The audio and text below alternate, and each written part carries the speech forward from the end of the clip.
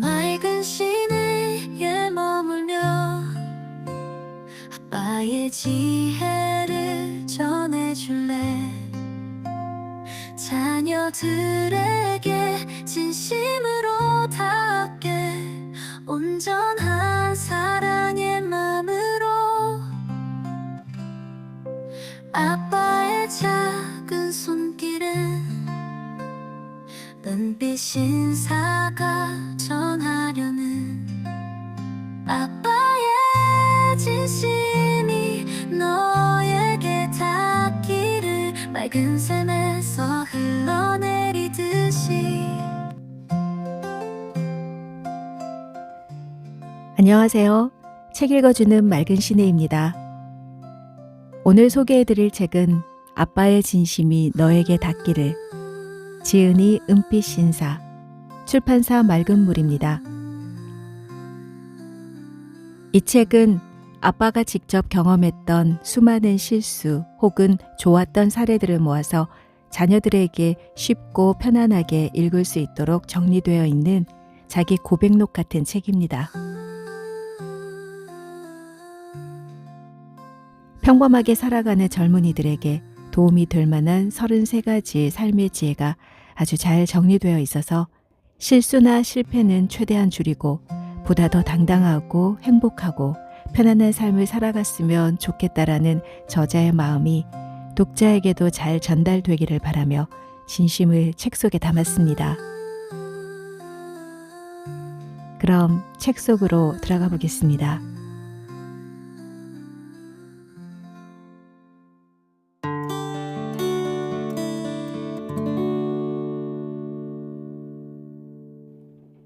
세상을 살아나가는 지혜. 세상에 공짜는 없다.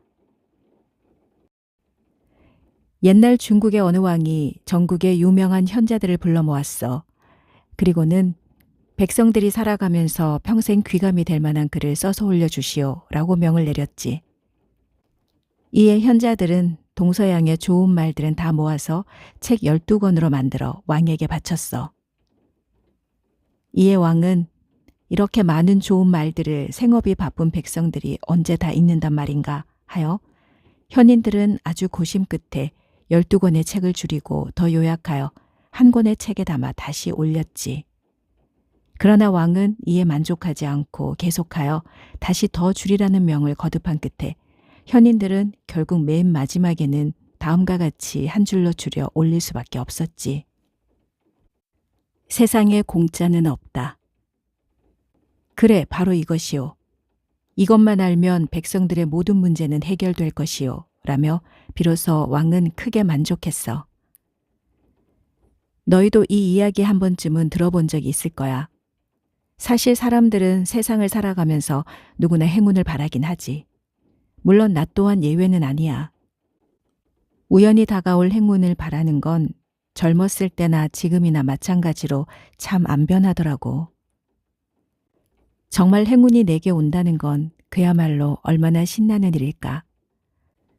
우연히 산 로또가 1등에 당첨이 된다든지, 아니 굳이 로또가 아니더라도 갑자기 회사에서 보너스를 왕창 준다든가, 시험을 봤는데 내가 찍은 것들은 모두 정답이었으면 하고 바라는 그런 행운 같은 것들 말이야. 그런데 있지, 유감스럽게도 그렇게 바라는 행운은 거의 오지 않고 세상에 공짜는 없다라는 말이 한 살 한 살 더 먹을수록 실감할 때가 아주 많이 생기더구나. 특히 사회생활을 해나가다 보면 이 말이 한치의 어긋남도 없을 정도라 감탄했던 적이 한두 번이 아니야.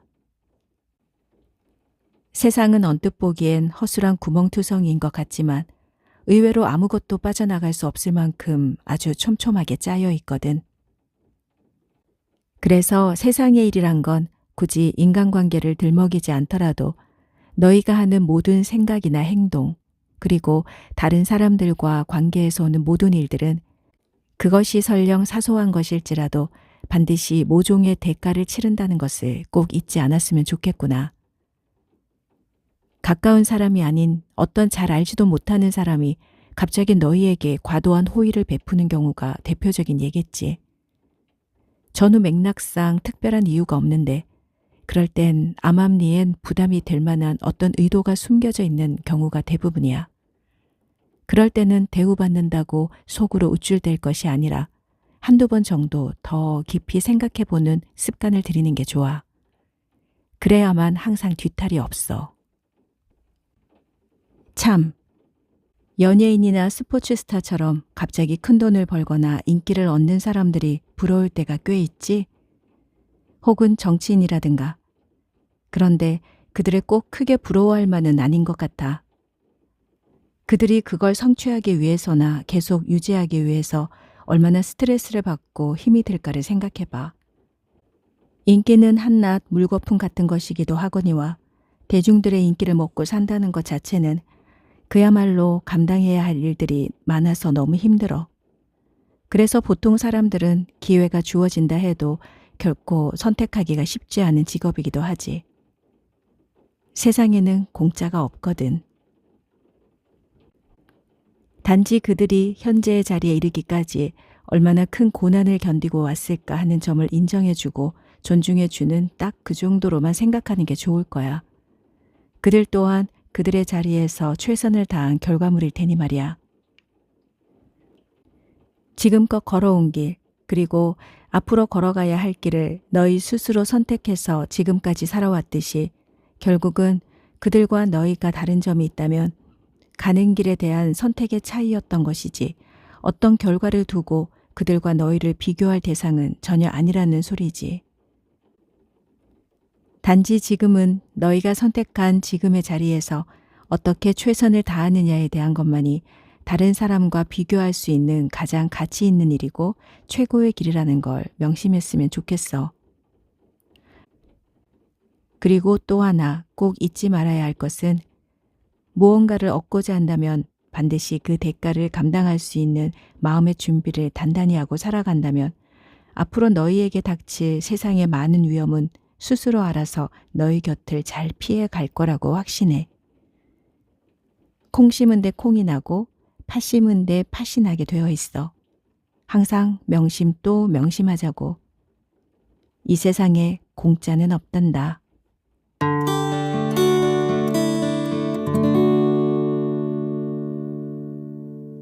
세상에 쓸모없는 존재는 아무것도 없다. 세상에 존재하는 모든 것 중에 가장 쓸모없는 것이 있기는 한 걸까? 길거리의 나뒹구는 아주 작은 돌뿌리 하나조차 돌탑을 쌓거나 돌담에 틈을 메우거나 받칠 때 아주 요긴하게 쓰이고 있으니 말이야. 하물며 만물의 영장인 사람이야 오죽하겠니? 그러니 사람들 간의 지위고하, 남녀노소, 빈부귀천을 따지는 것도 어찌 보면 우스운 소리가 될 수 있겠지. 혹시 무용지용이란 말을 들어보았니? 글자 그대로 풀이하면 쓸모없는 것이 쓸모 있는 것이라는 이야기지. 장자의 인간세편에 보면 이런 이야기가 나와. 무릇 산의 나무는 쓸모가 있음으로써 벌목이 되어 자기 몸에 해를 입는다. 등불은 밝힘으로써 자기 몸을 태운다. 개수나무는 식료가 되고 옷은 도료가 됨으로써 벌목을 당하고 꺾이기도 한다. 사람들은 다 유용의 용만 알고 무용의 용은 알려고도 하지 않는다. 참으로 가련한 일이다. 우리나라 속담에도 이와 비슷한 이야기가 있지. 혹시 굽은 소나무가 선산을 지킨다라는 말 들어봤지? 소나무가 볼품없이 뒤틀리고 굽어졌으니 대들보나 석가래로도 아무짝에 쓸모가 없어서 아무도 거들떠 보지 않은 덕에 목숨을 보존하여 오래도록 남아서 선산을 지킬 수 있다는 그 속담. 가족이나 조직에서 아주 자주 쓰는 말이기도 하지. 한편 장자는 또 황천에서 이렇게 이야기하고 있어. 쓸모가 없기 때문에 쓸모가 있는 것이라네. 땅바닥만 해도 그렇다. 인간이 서 있기 위해서는 발을 딛고 설 땅만 있으면 그만이지. 그런데 발 디딘 곳을 제외하고 그 둘레의 땅을 다 파 없애버린다고 생각해보게. 그럼 내가 딛고 있는 땅이 무슨 소용이 있겠는가? 참으로 설득력 있는 이야기지. 서 있으려면 딱 한 자 정도의 땅만 남기면 되는데 그렇다고 그 한 자만 남기고 주위 땅을 파서 다 없애버린다면 어떻게 될까? 과연 겁이 나서 서 있을 사람이 있을까? 그야말로 오금이 저리고 소름 끼쳐서 단 1초도 서 있을 수 없겠지. 그래서 나에게 전혀 필요 없다고 생각한 그 나머지 땅들이 반드시 필요하다는 깨달음을 주는 게 장자의 무용지용이 주는 교훈이야. 이 무용지용의 고사는 그래서 현세를 살아가는 우리들의 삶에도 매우 시사하는 바가 크다는 생각이 들어. 지금까지 너희들은 20, 30여 년 동안 살아오면서 무용지용 관련 어떤 경험들이 있을까? 어떤 물건이 당장 필요 없어서 버렸는데 나중에 필요해서 다시 찾게 된 적도 있었을 것 같고, 혹은 어떤 친구는 내게 전혀 도움이 되지 않는 사람이어서 안 좋은 일로 다투다 척지면서 지냈는데 나중에 그 친구의 도움이 필요했던 일도 있었겠지. 함께 일했던 어떤 사람이 매우 능력 없다고 느꼈었는데 어떤 특정한 업무에서는 커다란 능력을 발휘하는 예도 종종 목격했을 테고 말이야. 아마 이런 예들이 대개 너희가 겪었던 광희의 무용지용을 설명해 주는 경험들이 아닐까 싶어. 이렇듯 무용지용은 우리 삶 깊은 곳에서 언제나 살아있기에 이 무용지용이 주는 교훈을 언제든지 잊지 않고 살아가면 좋겠구나. 만일 너희가 이 무용지용의 교훈을 잊지 않고 살아가면 과연 어떤 변화가 있을 수 있을까? 아마 가장 먼저 세상의 만물이나 자연을 바라보는 시각이 달라지지 않을까 싶어. 세상에는 어느 하나 버릴 것이 없이 각자의 자리에서 각자의 역할을 다하고 있는 사물을 관찰할 수 있는 새로운 시각이 생긴다는 건 참으로 놀라운 경험이 될 거야. 길가의 나무 한 그루, 풀 한 포기에서조차도 생명에 대한 외경심을 가질 수 있는 계기가 될 거고, 심지어 길거리에 구르는 돌멩이조차 예사롭지 않게 보일 거야. 그러나 보다 중요한 변화는 직장에서 동료나 상하를 대하는 자세나 관점이 많이 달라질 수 있다는 점이지. 설령 너희와 관계가 없거나 먼 사람들일지라도 모두 다 자기만의 장점을 가진 소중한 사람들이란 생각도 들 거고, 그러다 보면 인간관계도 훨씬 더 부드러워지고 예전보다 타인을 인정하고 존중하는 자세가 강화되어 많은 사람과 더 우호적인 관계가 형성될 것이 틀림없어. 직장뿐 아니라 친구 혹은 일반적인 인간관계에서도 마찬가지겠지.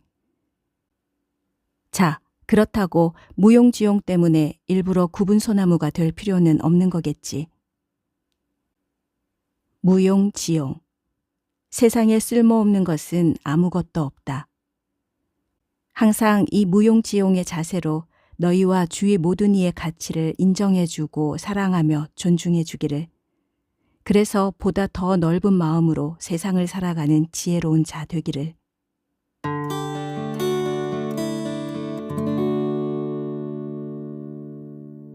편안한 인간관계를 위하여. 화나 분노는 절대 밖으로 드러내지 마라. 살아가면서 화나는 일이 참 많이 생기지? 왜 남들은 저런 방식으로 세상을 살아갈까 이해가 안 되기도 하고, 그들이 나에게 하는 태도가 정말 마음에 안 들 때도 아주 많지. 가끔은 세상이 온통 불합리하고 불공정한 것 같기도 해서 착하게 사는 나만 늘 손해보는 것 같기도 하고 말이야. 그런데 어떻게 화를 내지 않고 세상을 살아갈 수 있지? 의문이 들 때가 아주 많을 거야. 물론 화가 자연스럽게 생기고 화를 내는 것 자체를 굳이 이상하게 볼 것은 아니지. 우리가 흔히 이야기하는 인간의 오욕 7정 중 희, 노, 애락, 애, 오, 욕이라는 7정은 전부 인간의 자연스러운 감정이기도 하니까. 그런데도 왜 사람들은 화는 무턱대고 참는 것이 좋다고 말하는 걸까? 또한 왜 먼저 성내는 놈이 지는 놈이다라고 하는 걸까? 내 경험을 이야기해 보자면 일단 상대방에게 화를 내고 나면 결론적으로 나에게 한치의 이득되는 점이 없기 때문이야.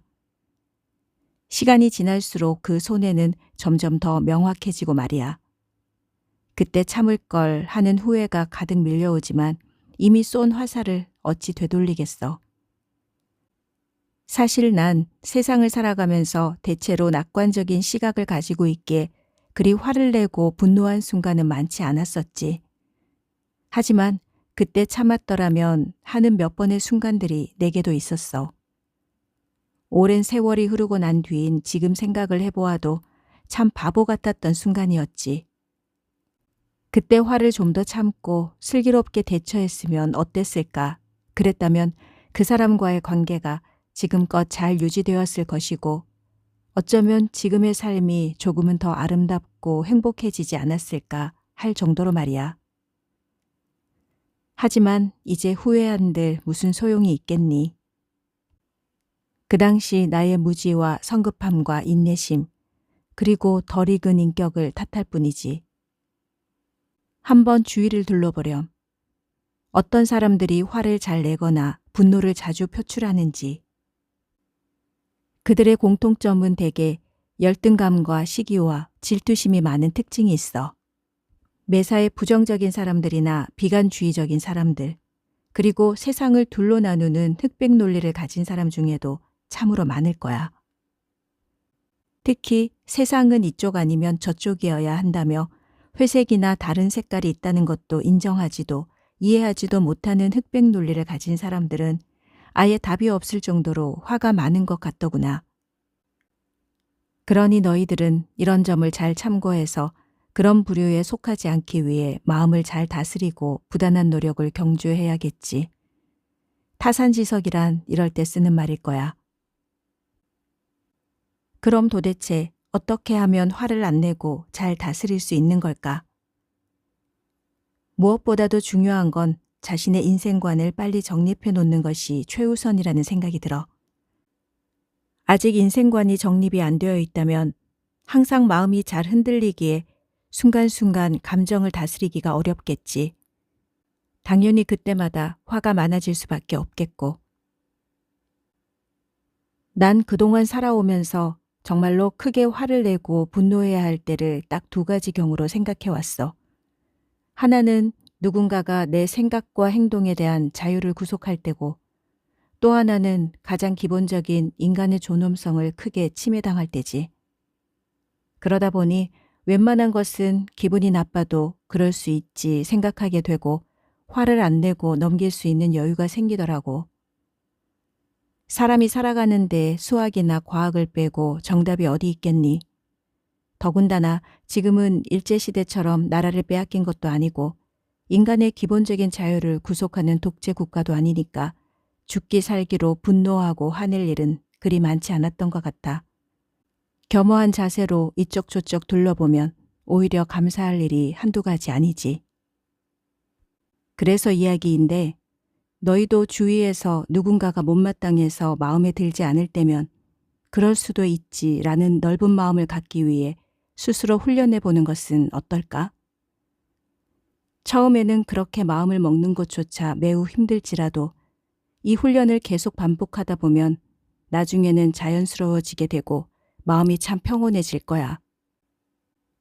결국은 그런 노력이 모여서 한 살 한 살 더 먹을수록 너희는 관대하고 훌륭한 인품을 가진 사람으로 굳어질 테니 그야말로 일석이조인 셈이 되는 거지.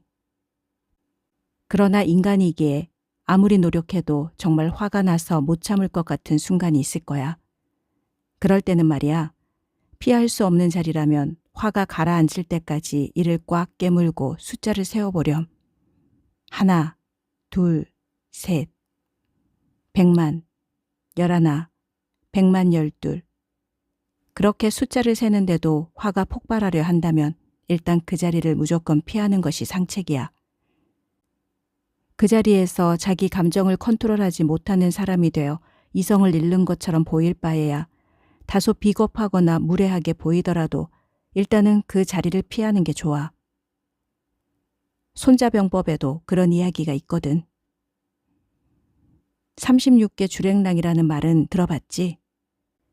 그게 주의상계란 36번째 비책인데 손해나 패배가 뻔한 전투는 할 필요 없이 그냥 달아나라는 말이지. 이처럼 그 자리를 피하는 것이 36개처럼 좋은 계책이 될 수 있으니 잘 참고했으면 좋겠어. 그런데 무조건 참기만 하고 피하기만 한다고 화와 분노가 다스려지는 것은 아니겠지. 그래서 화를 마음속에 켜켜이 쌓아두지 말고 어떤 방식으로든 반드시 해소해야 해. 그래야 편해. 마음도 안 다치고 몸 안에 병도 안 생기고 말이야. 이를테면 다소 격렬한 운동을 한다거나 일부러라도 땀을 아주 흠뻑 흘리는 일처럼 육체를 힘들게 하는 일을 하는 게 좋아. 그렇게 몸을 힘들게 하다 보면 다른 생각도 안 들고 어느새 화가 거짓말처럼 사라지는 경험을 할 수 있어. 이건 나뿐만이 아니라 주변의 몇몇 친구들이 애용하는 방법이기도 하거든. 아니면 무작정 햇빛 좋은 날을 골라서 산도 보고 들도 보고 하늘도 보면서 무작정 끝없이 걸어보는 것도 좋은 방법이 될 수 있어. 처음엔 화가 가라앉지 않고 괴로워서 땅만 보고 걸어도 무작정 계속 걷다 보면 어느덧 드디어 파란 하늘과 드넓은 산하가 보이는 순간이 올 거야. 심지어는 상큼한 공기를 마시고 있다는 것까지도 느끼게 되지. 그때 불같이 타오르던 화가 사라지고 비로소 참으로 평화로운 순간을 맛볼 수 있을 거야. 실질적으로 이 방법은 화를 다스리기 위해 많은 사람이 실천하고 있고 우울한 기분이나 분노가 솟구칠 때 치유의 방법으로 많이 권고하는 행동들이니 잘 실천했으면 좋겠구나. 명상록으로 유명한 마르크스 아우렐리우스 황제는 이런 말을 했어. 지독히 화가 날 때는 떠나간 사람을 떠올리며 삶이 얼마나 덧없는가를 생각해보라. 아무튼 화가 나서 도저히 참을 수 없을 때는 이 말도 한 번쯤 떠올려봐. 큰 도움이 될 거야. 이런 모든 과정 속에서 속으로 너희는 단단해지고 강인해질 것이며 너희의 인품은 날이 갈수록 더욱 찬란하게 빛나게 될 거라 아빠는 확신해.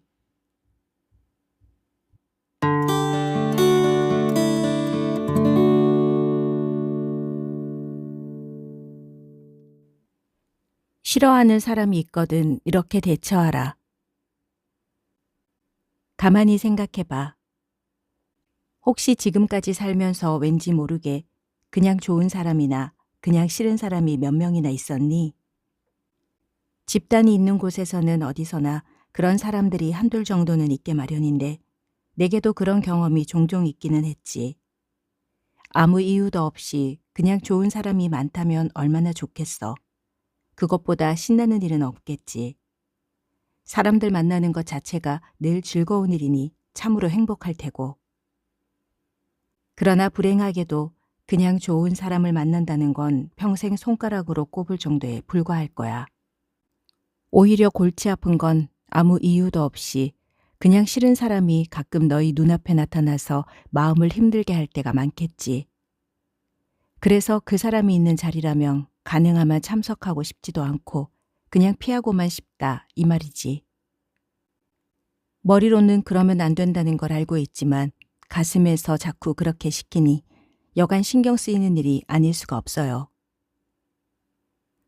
도대체 왜 아무 이유도 없는데 그냥 싫은 사람이 생기는 걸까? 심리학에서는 사람이 싫은 건 그냥 싫은 게 아니라 자세히 생각을 해보면 반드시 이유가 있는 거라 하더라고. 그 사람에 대한 상대적 결핍이나 혹은 과거에 그 사람과 유사한 사람에게서 받은 안 좋은 경험이나 투사, 그것도 아니면 자신도 모르는 자기의 그림자 같은 거라고도 이야기하고 있어. 그래서 그런가 하고 하나하나 따져서 생각을 해보았는데 그럴 가능성이 전혀 없는 거야. 이럴 땐 정말 환장하지. 이런 게 바로 사람이 정말 그냥 싫은 거지. 옛 선원들은 이렇게 이야기했지. 싫은 사람이 생기거나 누가 나를 욕하거든 나를 한번 돌아보라고. 물론 평소에 늘 자기를 돌아보고 살피면서 살아야 하는 건 인간으로서 당연히 지향해야 할 자세이긴 하지. 그래야 하는 거고. 그러나 이 경우엔 옛 선원들의 말씀이라고 무조건 따를 필요가 없다고 생각해. 아무 잘못도 없고 아무 이유도 없는데 왜 매일 내 탓만 해야 하고 반성만 하면서 살라는 건지 그건 아니지. 과공비례라고 지나친 것은 오히려 부족함만도 못한 거라는 생각이 들어. 지나친 겸손과 자기 반성은 오히려 상대방을 나와 동등하게 인정하지 않는 교만에서 비롯된 것일 수 있거든. 프랑스의 유명한 시인인 보들레르는 이런 교만과 관련하여 파리의 우울증 가난뱅이를 때려 죽이자라는 글에서 다음과 같이 표현했어. 남과 동등함을 증명하는 자만이 남과 동등한 거요. 사실 선현들의 말씀은 대부분 세상과 인간을 통찰하여 나오는 지혜의 말씀이라 대부분 익히고 배워야 하는 건 맞아. 하지만 지금 시대에서는 이치에 맞지 않는 곳도 간혹 있으니 무조건 받들고 따를 것이 아니라 상황에 따라서 잘 살펴볼 필요는 있을 거야. 중국과 한국에서 인간으로서 가장 지키고 행해야 할 유교 가르침의 기본 도리인 삼강오륜이라는 게 가장 대표적인 예지. 삼강에서 나오는 부위 부강과 오륜에서 나오는 부부유별 같은 거 말이지. 이미 세상은 남녀 평등의 시대로 변한 지 오래인데도 불구하고 아직도 남녀의 역할을 따로 정해놓은 것도 모자라 남녀 관계를 차별적 주종 관계로 묘사해 놓은 것은 시대적으로 맞지 않는 소리잖아. 자, 그럼 너희는 어떻게 해야 할까? 간단해. 싫은 사람이 있거들랑 이렇게 해보자고. 곰곰이 생각해 본 결과 어느 정도 이유가 있어서 싫은 거라면 이러이러해서 내가 저 사람을 싫어하는 거구나 하고 내 마음을 스스로 받아들이고 인정하면 대부분은 괴로움에서 벗어날 수가 있어. 이런 걸 마음 읽기라고 하는데 대개 어떤 점에 대해서 인정하고 수용하는 순간 대부분 문제에 대한 고통에서 벗어날 수 있게 되는 거랑 이치가 똑같거든. 그런데 정말 이유 없이 그냥 싫은 사람이 있으면 그런 자리는 가지 마. 굳이 참석 안 해도 괜찮아. 사적인 자리에서 괜스레 불편함을 감수하면서까지 착한 아이 콤플렉스를 가지며 살아갈 필요가 없거든. 한 번밖에 없는 소중한 인생. 이왕이면 그 시간에 편한 사람들 만나며 즐겁게 살거나 자기 개발을 하는 게 낫지. 한창 인생을 배워가는 젊은 시기라 기본적으로 도덕이나 윤리적인 측면에서 고민할 수가 있는데 그런 죄책감은 전혀 가질 필요 없어요. 나이 든 사람들은 그런 자리 대부분 안 가거든. 이제 서로 간에도 인생을 다 어느 정도 알만한 사람들이니 참석 안 한다고 굳이 뭐라 하는 사람도 없고 말이야. 그게 순리대로 사는 것이니 나이 들면서 순리를 받아들이며 살게 되는 거지. 그러나 그것이 대여섯 명 모이는 사적인 자리가 아닌 공적인 자리라면 그때는 문제가 달라지겠지. 동창회라든가 직장일이라든가 그때는 어쩔 수 없이 참석해야 할 경우가 당연히 생기지. 그 경우에는 어쩔 수 없이 너희 마음속에 그냥 싫은 사람과 만나게 될 수밖에 없을 거야. 그럴 땐 이렇게 해보는 건 어떨까? 한 20여 년도 더 지난 이야기야. 언젠가 동창회에 참석해서 그냥 싫은 친구를 아는 척도 안 하고 가까운 동창들과만 열심히 잘 떠들다 놀고 온 적이 있었지. 한참 후에 아주 가까운 친구가 그걸 내게 지적하더라고. 넌 왜 이쪽 친구들 있는 쪽은 눈길도 안 주고 아는 척도 안 하고 와서 악수조차 안 하고 그러냐? 반갑게 인사라도 하면 좋을 텐데. 인사조차 안 나눈 거 아주 보기 싫다. 하고. 사실 난 그냥 싫은 친구가 그쪽에 있었기에 마음이 불편하니 안 마주치고 싶어서 그런 거거든. 내가 그렇게 그 친구를 그냥 싫어하는 줄 아무도 모르기도 하거니와 입 밖으로도 싫다고 아무에게도 이야기한 적이 없었으니까. 내가 왜 그랬는지도 몰랐을 거니까 당연히 그런 충고를 들을 만도 하지. 그 이후 나는 친구의 지적이 맞는 것 같아서 다음부터는 그럴 기회가 오면 굳이 악수까지는 안 해도 그냥 잘 있지? 안녕? 하고 손을 흔들어서 가볍게 인사하곤 하지. 그런데 별것 아닌 것 같아도 마음이 훨씬 가벼워지더라고. 너희도 직장이나 동창회 등 그런 사람이 있거들랑 그렇게 해봐. 미운 놈 떡 하나 더 준다 하는 생각으로 가볍게 손을 흔들어 인사를 나누며 일부러 아는 척이라도 해줘. 할 수 있으면 억지로라도 더 온화한 눈빛으로 말이야. 그것이 설령 속마음과는 다른 영혼 없는 인사라 해도 보기 싫다고 모른 척하는 것보다는 훨씬 성숙한 사람들이 하는 행동임은 틀림없어.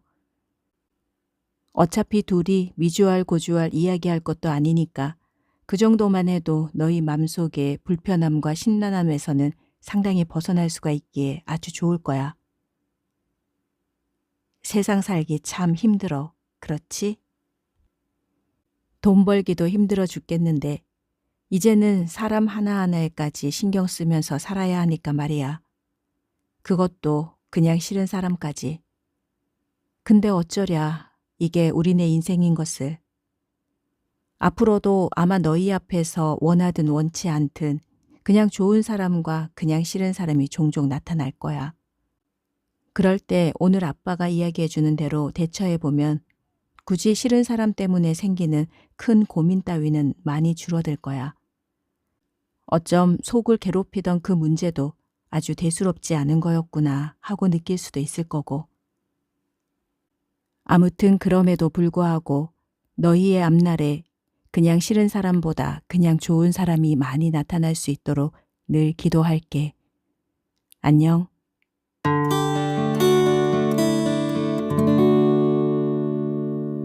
여윳돈이 있어도 위험 자산에 대한 투자는 신중해라.